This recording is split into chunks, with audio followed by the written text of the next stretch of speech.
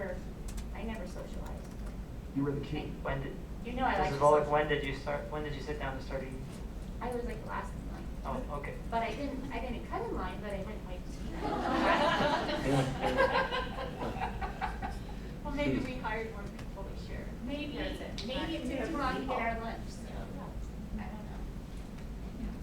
Anybody else?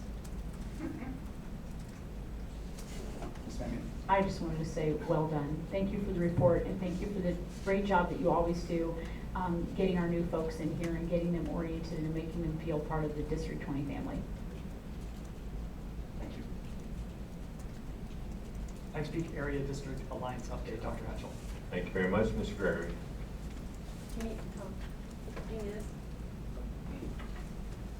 Good evening.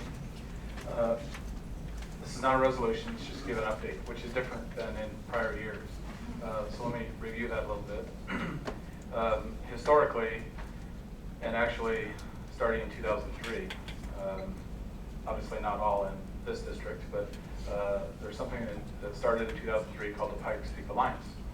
It was a group of local Pikes Peak area school districts that got together to, probably among other things, but essentially monitor and influence legislation annually at the state level.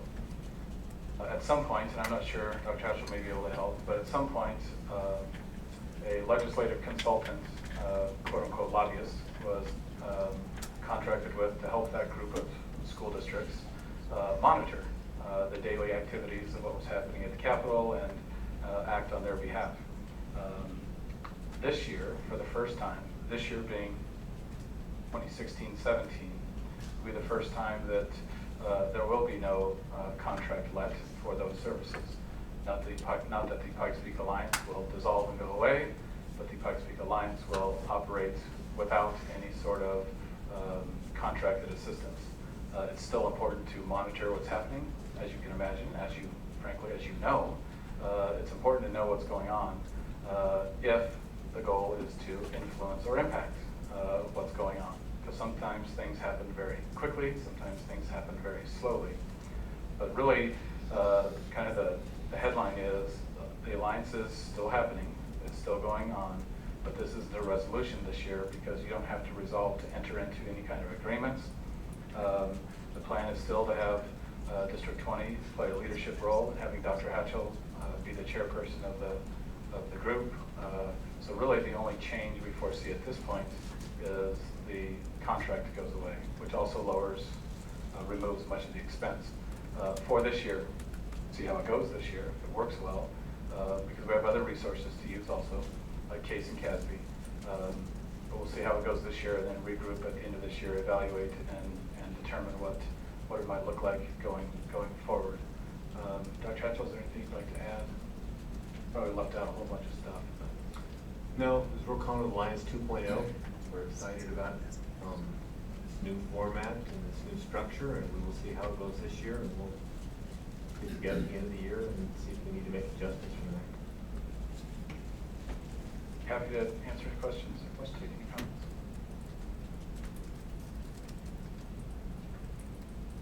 I like the price tag.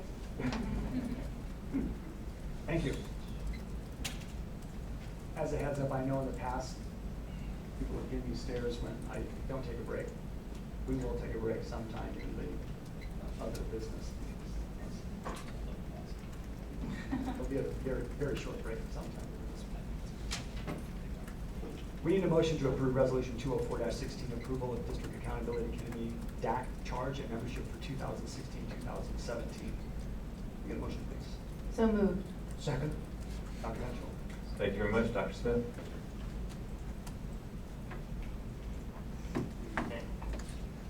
The following items are reviewed annually regarding the charge and membership of the District Accountability Committee.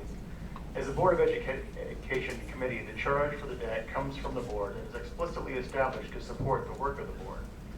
Similarly, the membership of the DAC must be approved by the board each year. The DAC's charge is to engage in the following work: to recommend to the school board priorities for spending school district monies in consultation with each school's accountability committee, to advise the board concerning district and school accreditation and the creation of the appropriate performance plan for the district, to review charter applications prior to the consideration for the board. To form an accreditation subcommittee to review the district accreditation process and to make recommendations about the school district's improvement plan as well as the plans for each school. To form a budget subcommittee to inform the district's budget process, to receive information from each SEC regarding the school's needs and financial priorities, and make recommendations to the Board of Education regarding priorities for spending school district's monies. To annually review and provide feedback for site plans and school improvement plans, or SIPs, for each school in the district. To provide input and recommendations on an advisory basis concerning the development and use of assessment tools used for measuring and evaluating student academic growth. To consider input from school accountability committees concerning areas like principal evaluation. To increase parent engagement in the school district and its public schools. To provide input concerning the creation and enforcement of the district's conduct and discipline code. And the DAC will use the collaborative input model when engaging in this work. A lot of work to be done. The first DAC meeting for this school year will begin next Tuesday, August 23rd. And the DAC's membership is still evolving, but we are close to having a final and full roster of participants. To that end, a complete and updated membership list will be shared at the October 6th meeting. Questions? Questions? Comments? Hardest working DAC in the state. Very talented group. Anybody else? I just want to join in what Mr. Berlin already said. Couldn't be more grateful for the tremendous work our DAC does. Such a huge support, guiding light, if you will, to the board, and you take your work very, very seriously, and you do tremendous job at it. Thank you so much. Ms. Hannon? I just want to say thank you also to the DAC as well. We have our parent chair here in the audience tonight, so I wanted to say thank you for all the hard work. We've already had a planning meeting, and we start on Tuesday, and DAC is one of those rare committees that actually starts right after school starts, because we don't have enough months in the year to get everything done that we need to do. So people will already come in, and the fire hose will be turned on Tuesday, and everyone will take a drink, and then we'll be ready for September. So I wanted to say thank you, and I appreciate the privilege of serving as the board liaison to the DAC. I love that committee and the great work that they do. It's always astounding to me, thoughts, the ideas, and the volume of work that comes out of it. So I want to say thank you. Anybody else? Thank you. Roll call, please. Mr. Borland? Aye. Mrs. Bullock? Aye. Mrs. Johnson? Aye. Mr. Street? Aye. Mrs. Van Mavers? Aye. Growth and Capital Needs Committee summary. Dr. Hatch. Thank you very much, Mr. Gregory. Good evening again. Won't be my last time saying good evening. This item is really called a precursor to some items that are following on the agenda later, but also gives a chance for further discussion on what you've been discussing for many, many hours, many, many days this summer. But I really wanted to go back to the beginning just to remind you and other folks out in the community where this process started and where it's come. It started with Dr. Hatchell, an initiative last summer, essentially directed at me to look at what's going on with this growth thing, evaluate needs, including financial possibilities or capacities, and state statutes on borrowing, and develop a plan for coming up with a solution in the next 3 years. I did that, and my recommendation was start now. One of it was saying that activity in what we see in our office before anybody else sees anything outside is amendments to master plans. So we see activity, which for about 5 years was very minimal. Very few of those notices came through our office. About the last 8 months, well, about 4 or 5 months prior to Dr. Hatchell's initiative, that started to pick up, many more of them, and it's only increased since then. Really what that is about housing densities, it's about growth. It's about new things happening out there in the community. on both the residential side and commercial side, but much of it being on the residential side.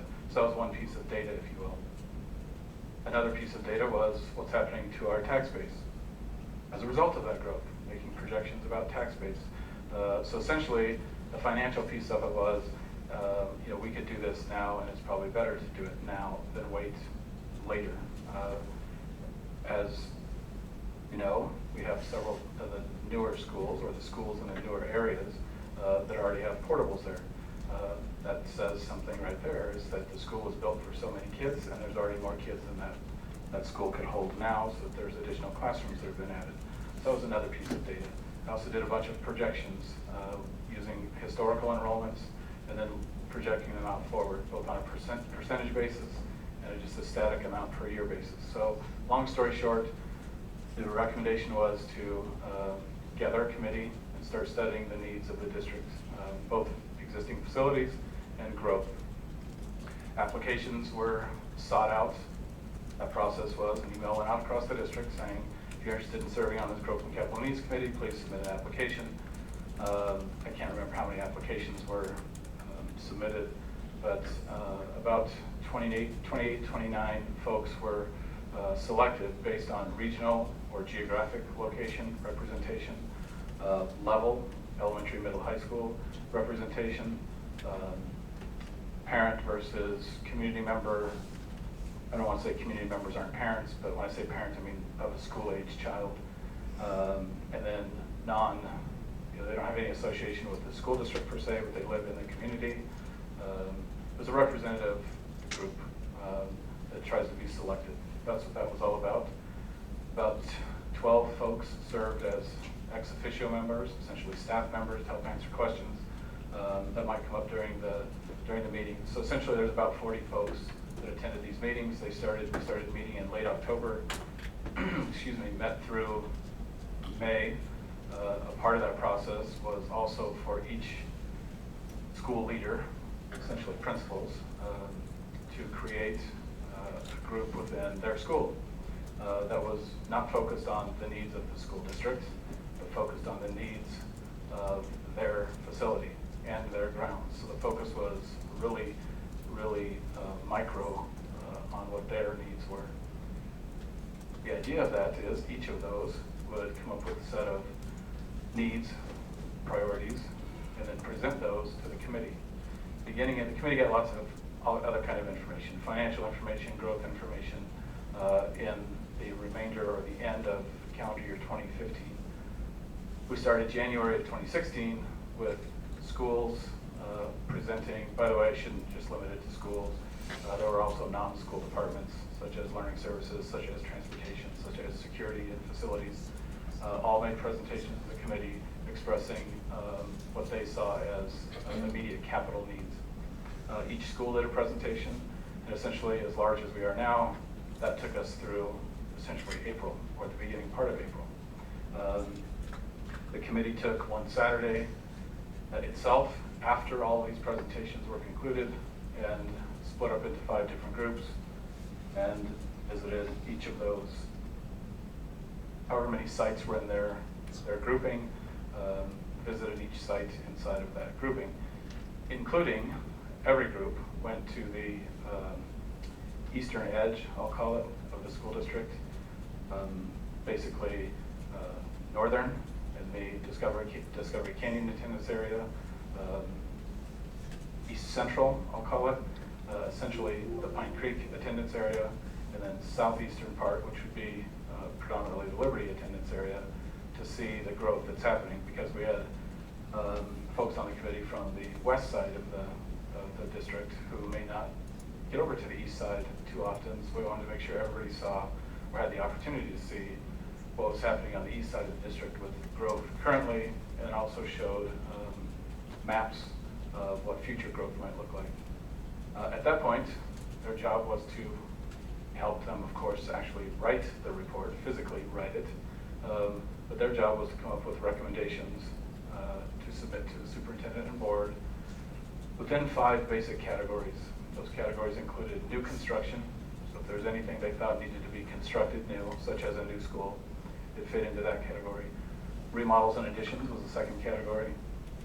technology infrastructure, so not computers, not iPads, not devices, but what they connect to. I refer to it as what you can't see, so stuff above the ceiling and behind the walls, kinds of things.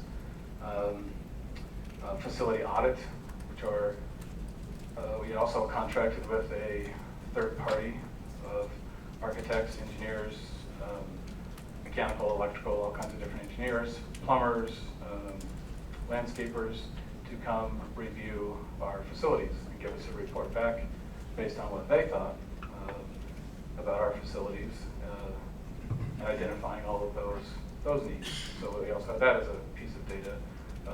That was happening simultaneous with the committee's work.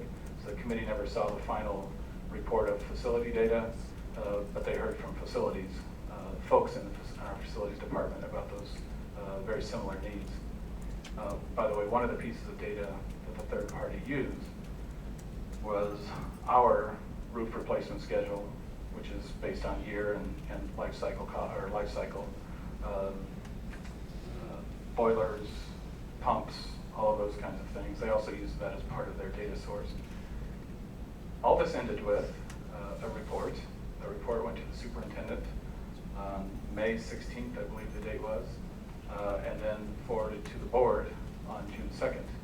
And from that point, the board took over, and I'll let Mr. Strebe address what the board's done with it since then. We've all attended the few work sessions that we've had. We've had conversations that were in the neighborhood of 16 hours, calculated out. I can only speak for myself, but I can probably assume that there were many, many, many more hours that each of us individually looked. It was pretty obvious that when we had the conversations, well prepared and had looked, whether it's Bullock diving into formulas and everybody looking at particular pieces. You took a renewed emphasis on how we look at buildings as we, just the other day when we were out visiting buildings, as a renewed emphasis. That process, again, a few different work sessions, a few conversations at the board, and really with foundational piece of looking at what the GCNC said. We didn't completely agree with everything that the GCNC did, and part of the reason for that is we had to look at it in totality and try to be able to look at certain things. For example, the GCNC recommended building a new high school, and one of the things that we realized is that building a new high school at a cost of $91 million would eliminate a whole lot of other things on there, and I applaud you for the work that was done to come up with alternative solutions and really be framed around growth of the district as well as the remaining facilities, and always with the mindset of it's all about kids. So our process sat in a corner over there a few times, and we had one of the work sessions up in one of the rooms upstairs, and I know there was a lot of research done by each and every one of you. We created a lot of questions, I know. We created a lot of work for staff, asking about different scenarios and trying to get specific information before we make a decision. So that process is what led us here to tonight. A lot of work, and apologies.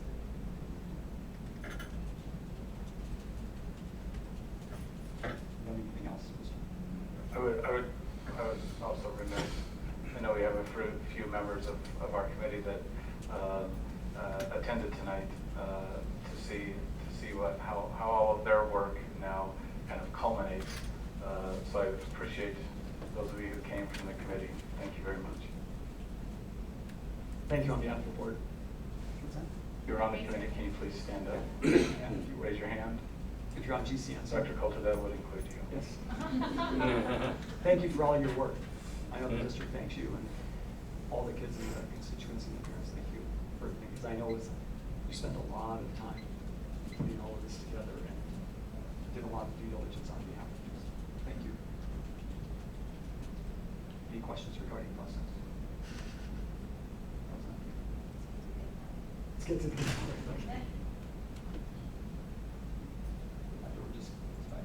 Somebody might have to help. Somebody wants to come back in, they're locked out.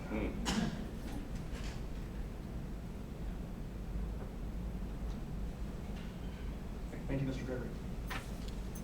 Now, Next part, I am going to read the resolution. And sit back in your chairs, relax, because it's a little long. And then I will ask for a motion. The formal part is we need a motion to approve resolution 205-16, approval of companion document to the 2016 bond question. I'm going to read.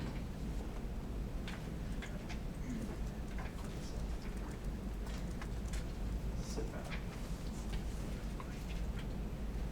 Support for resolution 204-16 establishing expenditures for the bond election of November 2000. Whereas the Academy District 20 commissioned a Growth and Capital Needs Committee, GCNC, to study the district's capital and facility needs, and whereas the GCNC submitted a report of recommendations detailing capital projects based on a review of district facilities, projections for enrollment growth, financial considerations, and whereas the GCNC understands that, as a result of state legislative action, Academy District 20 has received nearly $150 million less through state funding over the last 6 years than statutory finance formulas were supposed to provide, and that this practice is expected to continue. And whereas the district has grown by nearly 7,000 students since the last bond election in 2001, and is conservatively projected to grow by another 5,000 students, which is 1.5% annually, in the next 8 to 10 years, and whereas the GCNC estimates that elementary, middle, and high school capacities in rapid growth areas of the district have or will soon exceed enrollment capacities, and the Challenger Learning Center, Homeschool Academy, Academy Online High School, Academy Calvert K-8 online, and robotics programs will all need permanent classroom space or more classroom space. And the school in the woods houses students in an aging structure of connected modular buildings. The GCNC recommended constructing two new elementary schools, 1 new middle school, and 1 new high school, classroom additions to Liberty High School, significant remodels of Air Academy High School, a center for innovative learning, house many of the above programs, a permanent building for school in the woods, and significant capital improvements to every district school. And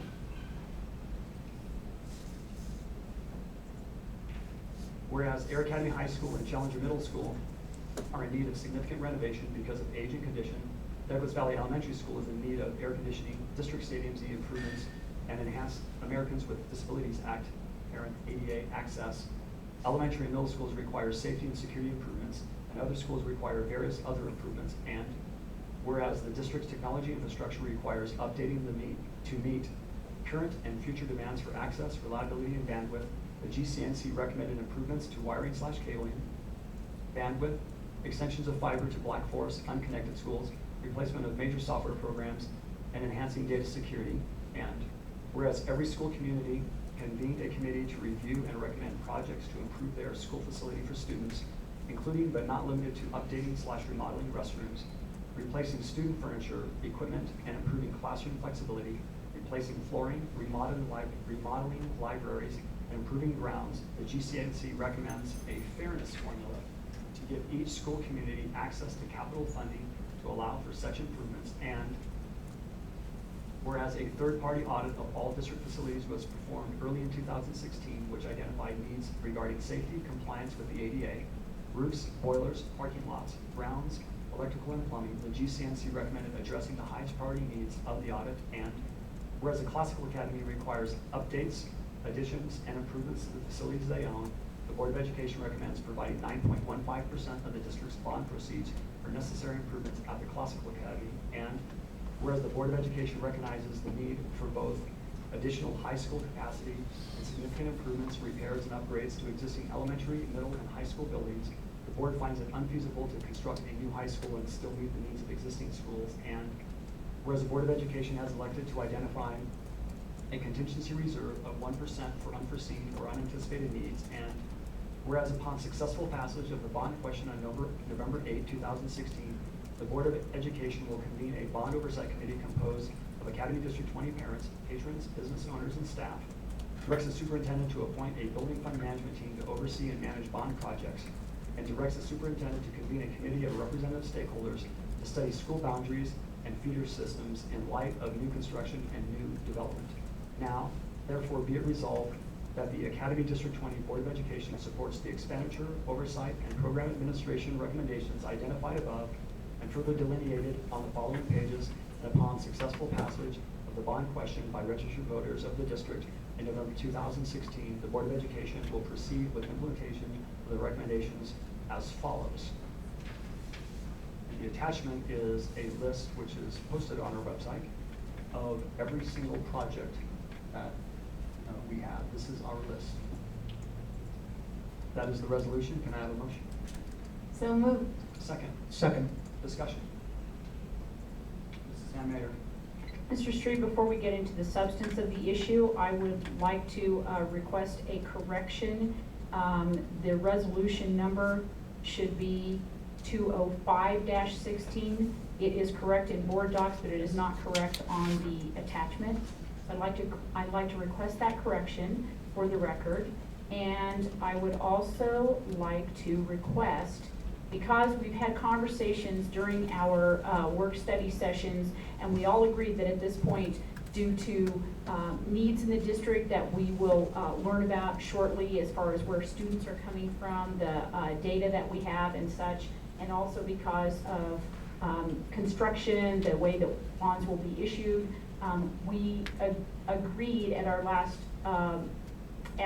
work session that we would need to eventually prioritize all of these. I would also like to request that on each page of the listing of the projects that we add a line that says in no particular order, so that our constituency understands that these are categorized, but they're not necessarily going to be done from top to bottom on this list. Seems a wise addition.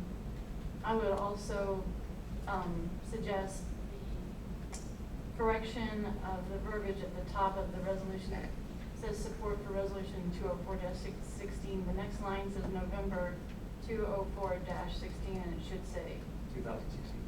and yeah, so sure we have this all properly stated.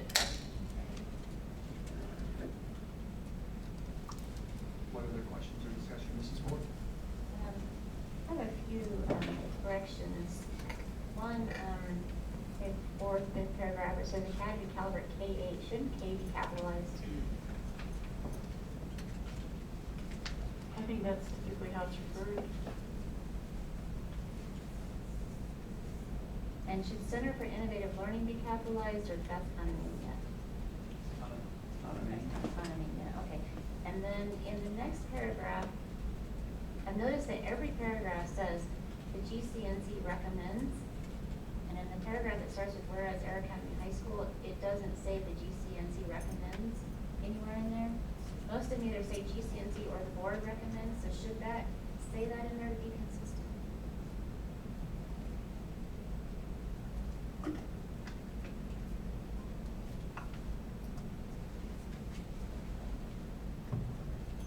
Not saying every paragraph says GCNC recommended, recommends. I'm reading just to make sure that would be accurate. That is accurate. Yes, it is accurate. If we were to, we know that the GCNC noted that those schools were in need of significant renovation, but we didn't actually talk about a specific recommendation. I think it's implied though. I understand what you're saying, but if we were to do that, then we would need to break out the Enhanced Americans with Disabilities Act access. That was more of a conversation that the board had. I don't think the GCNC disagrees with us, but that wasn't part of their recommendation because that's something that came from the facilities audit. So I think that's why it's worded that way. It's simply the recognition that with all the data collected, the board is recognizing that those schools are in need of significant renovation and we need ADA access. That the ADA access was ultimately on their list. It was on the list that the GCNC brought. It wasn't the pure top of line. There wasn't. Right. We brought it just because we thought it was important. We looked through every single one of them to remember the conversation. ADA access, we thought was an imperative. Yes. That we had to do that. Yes. I guess perhaps, Cite that as noted. yes, perhaps Mrs. Van Meter's first suggestion to use the word noted is appropriate.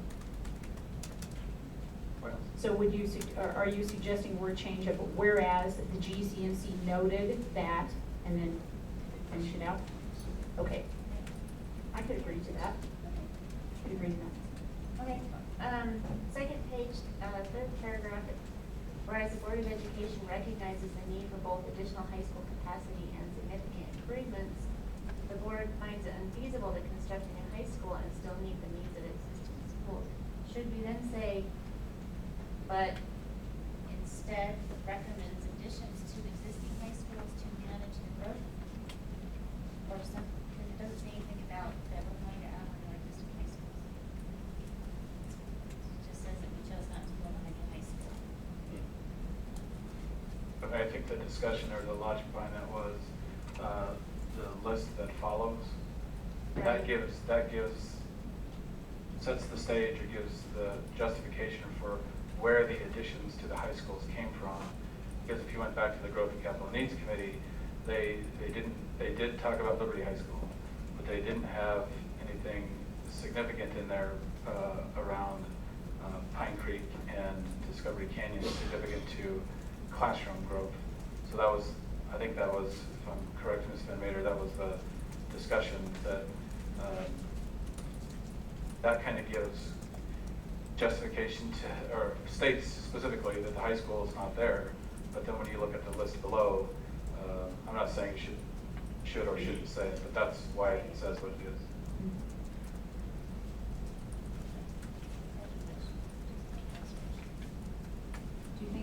Do you think that we need that?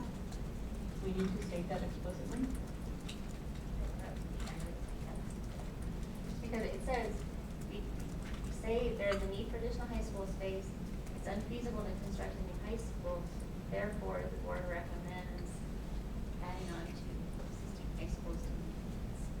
They make the document stand alone. Okay. Or perhaps this variation on that idea.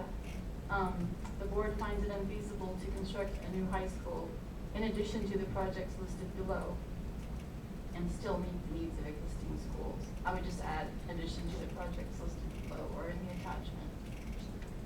Would that be not representative or?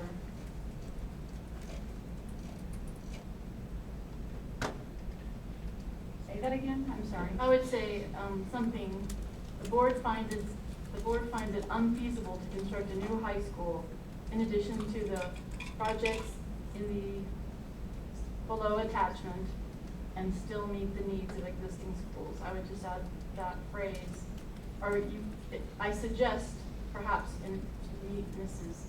Bullock's suggestion, that is an option. How about this? Whereas the Board of Education recognizes the need for both additional high school capacity and significant improvements, repairs, and upgrades to existing elementary, middle, and high school buildings, but the board finds it unfeasible to construct a new high school and still meet the needs of existing schools, comma, the board recommends, I lost my wording. Increasing capacity of existing high schools. There you go, thank you. I wanted to say additional additions, that wasn't good. Yes. Increasing the capacity of. Increasing capacity or additional classrooms. Addition, oh, yeah, you could be I'd really say specific. on increase capacity. Increasing capacity That sounds good. at existing high schools. Okay. So what's our final version? Whereas the Board of Education recognizes the need for both additional high school capacity and significant improvements, repairs, and upgrades to existing elementary, middle, and high school buildings, but the board finds it unfeasible to construct a new high school and still meet the needs of existing schools, comma, the board recommends increasing capacity at existing high schools.